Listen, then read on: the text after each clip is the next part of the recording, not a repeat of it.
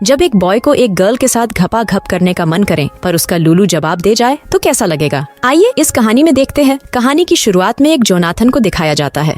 एक दिन वह अपने स्कूल में जाता है जहाँ उसे एक पापा की परी मिलती है। इस परी का नाम मैगलीन होता है। यहाँ जोनाथन मैगलीन से अपनी दिल की बात बताने में शर्माता है क्योंकि जोनाथन काफी डरपोक है। इसके बाद जोनाथन अपने दोस्त के साथ कार में होता है और यहाँ इस बात पर उसका दोस्त जोनाथन से मजे लेता है और उसे मैगलीन से दिल की बात कहने को कहता है। उसी वक्त ये दोनों देखते हैं कि मैगलीन रोड के किनारे से जा रही होती है। यहाँ जोनाथन की नजर मैगलीन पर होती है। वह मैगलीन को देखता ही रहता है। तभी इनके कार का एक्सीडेंट हो जाता है। इसके बाद जोनाथन अपने घर पर आ जाता है। तभी जोनाथन यहाँ विंडो से देखता है कि उसके बगल में एक पेलू रहने को आया है जिसका नाम जीन होता है। यहाँ जीन को हम बाइक घुमाते हुए देखते हैं। जीन बाइक को इधर उधर फालतू में घुमा रहा था। तभी उसका एक कार से एक्सीडेंट हो जाता है। यहाँ जीन को चोट लग जाती है। इसके बाद जीन जब उठता है तो बेनी नाम की गर्ल उसके पास आ जाती है जिसे देखते ही पेलू को पेलने का मन करता है। पर अफसोस वह किसी और की गर्लफ्रेंड होती है। वही दूसरी ओर दूसरा लवंडा अपने कार को देखता है। इसके बाद वे दोनों यहाँ से चले जाते हैं। इन सारी चीजों को जोनाथन दूर से देख रहा होता है।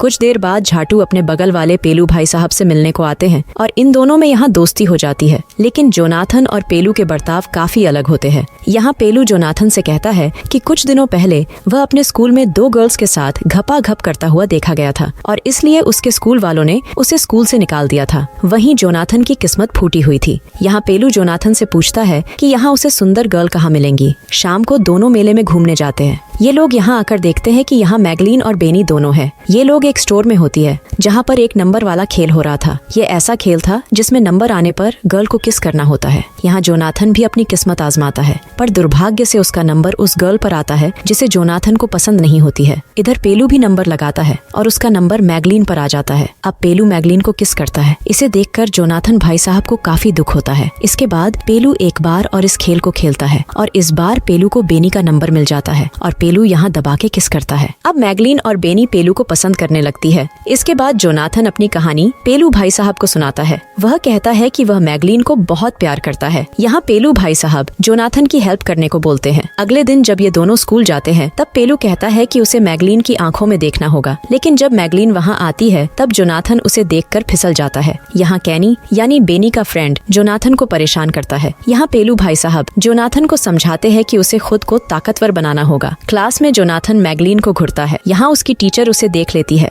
और उसे क्लास में स्टैंड कर देती है। यहाँ पर सभी लोग जोनाथन भाई साहब का मजाक बनाते हैं। स्कूल खत्म होने के बाद पेलू उसे मैगलीन से बात करने के लिए भेजता है। लेकिन यहाँ जोनाथन की साइकिल एक कार में टकरा जाती है। यहाँ जोनाथन को चोट लग जाती है। तभी मैगलीन उसके पास आती है और उसकी मदद करती है। यहाँ जोनाथन के पैंट में खुजली होने लगती है और वो मैगलीन को टच करने लगता है। यहाँ मैगलीन उसे देखकर मुस्कुरा देती है। इसके बाद हम पेलू और बेनी को एक साथ देखते हैं। पेलू यहाँ बेनी के बॉयफ्रेंड के बारे में पूछता है। तब उसे यहाँ पता चलता है कि उसका कोई बॉयफ्रेंड नहीं है। कुछ देर बाद मैगलीन भी यहाँ आती है और वो पेलू से डेट करने के लिए पूछती है। पेलू यह सुनकर खुश हो जाता है और उसके साथ डेट के लिए तैयार हो जाता है। लेकिन यहाँ जोनाथन भी होता है और उसे बहुत गुस्सा आता है। इसके बाद पेलू भाई साहब जोनाथन को समझाते हैं कि मैं मैगलीन से दूर ही रहूंगा क्योंकि वह बेनी को पसंद करता है। इसके बाद पेलू बेनी से डेट के लिए कहता है। शाम को ये चारों कार से डेट को निकल जाते हैं। यही पर मैगलीन पेलू के काफी करीब आ जाती है। वही पीछे जोनाथन भाई साहब को गुस्सा आता है। उसी वक्त वहाँ पर कुछ और बॉयज आते हैं और वो बेनी को जोनाथन के साथ देख लेते हैं और जाकर बेनी के बॉयफ्रेंड केनी को बोल देते हैं। इधर पेलू और जोनाथन जब एक साथ बाहर निकलते हैं तब केनी वहाँ आकर जोनाथन को मारने लगता है। इसके बाद